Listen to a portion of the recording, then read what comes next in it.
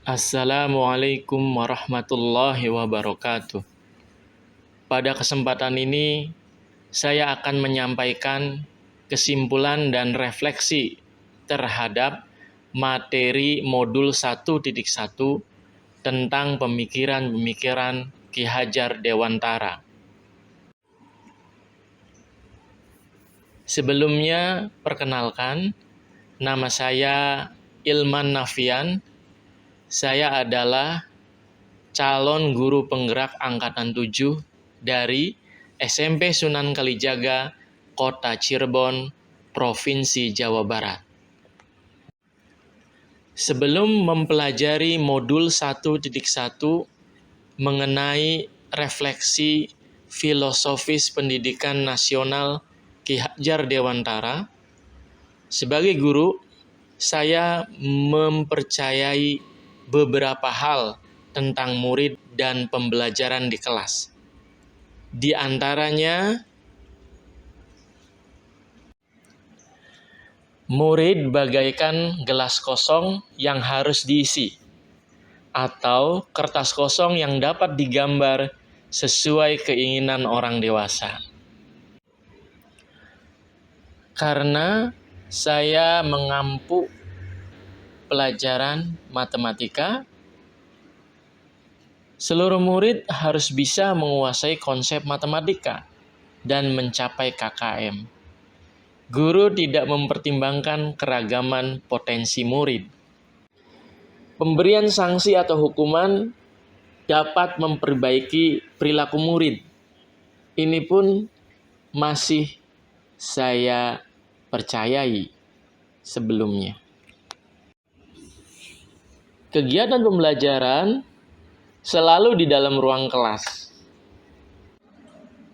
Pembelajaran di kelas terbatas dalam memahamkan anak terhadap konsep-konsep matematika. Dan guru sangat mendominasi kelas.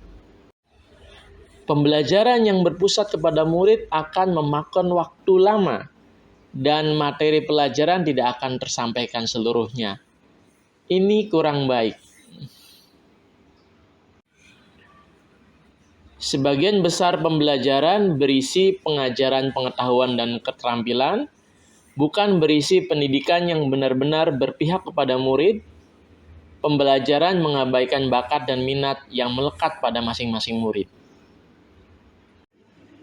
Hal-hal yang berubah dari pemikiran atau perilaku saya setelah mempelajari modul ini sebagai berikut.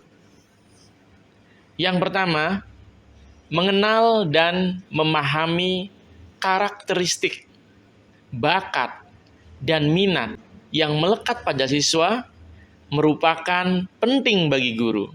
Dan kegiatan pembelajaran harus berorientasi pada kebutuhan murid, sehingga mereka dapat berkembang sesuai dengan minat dan bakatnya. Yang kedua, pembelajaran di kelas seharusnya menjadi pendidikan yang dapat menuntun segala kekuatan kodrat yang dimiliki oleh murid, agar dapat mencapai keselamatan dan kebahagiaan yang setinggi-tingginya, baik sebagai manusia maupun sebagai anggota masyarakat. Berikutnya, murid bagaikan benih tanaman dan guru bagaikan petani. Guru tidak akan dapat mengubah kekuatan kodrat murid, tetapi guru hanya dapat menuntun dan memberi bimbingan kepada murid untuk menumbuhkan dan mengembangkan segala kekuatan yang terdapat pada dirinya, serta agar murid tidak kehilangan arah dan membahayakan dirinya sendiri. Yang keempat, pendidikan harus mempertimbangkan kodrat alam dan zaman agar murid dapat hidup, berkarya, dan menyesuaikan diri dengan alam dan zamannya. Kodrat alam dalam hal ini merupakan sosial kultural tempat di mana anak tinggal, Sedangkan kodrat zaman di masa kini, misalnya keterampilan abad 21. Dan yang kelima, dari pemikiran saya yang berubah adalah masih suka bermain merupakan kodrat murid. Guru seharusnya memasukkan unsur permainan dalam pembelajaran agar murid senang dan tidak bosan. Dan yang terakhir, budi pekerti menjadi tujuan utama dalam proses pendidikan murid. Budi pekerti adalah perpaduan harmonis antara pikiran, perasaan, dan kehendak atau kemauan sehingga menimbulkan tenaga atau semangat.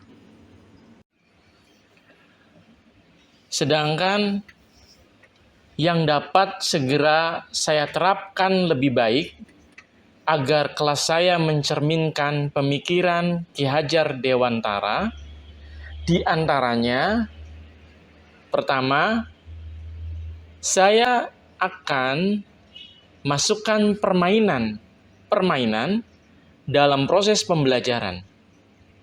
Karena masih suka bermain merupakan kodrat murid.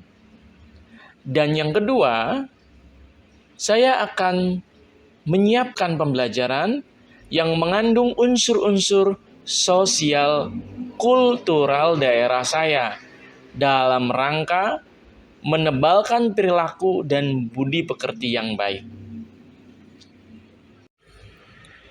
Dan yang ketiga, yang dapat segera saya terapkan adalah saya harus mengupayakan pembelajaran yang berpusat pada murid. Memberikan ruang, kesempatan, dan fasilitas seluas-luasnya agar murid mampu berpartisipasi aktif dalam kegiatan pembelajaran. Dengan begitu, pembelajaran diharapkan dapat menumbuhkan dan mengembangkan minat dan bakat murid. Demikianlah kesimpulan dan refleksi dari modul 1.1 Refleksi Filosofis Pendidikan Nasional Ki Hajar Dewantara. Salam dan bahagia. Wassalamualaikum warahmatullahi wabarakatuh.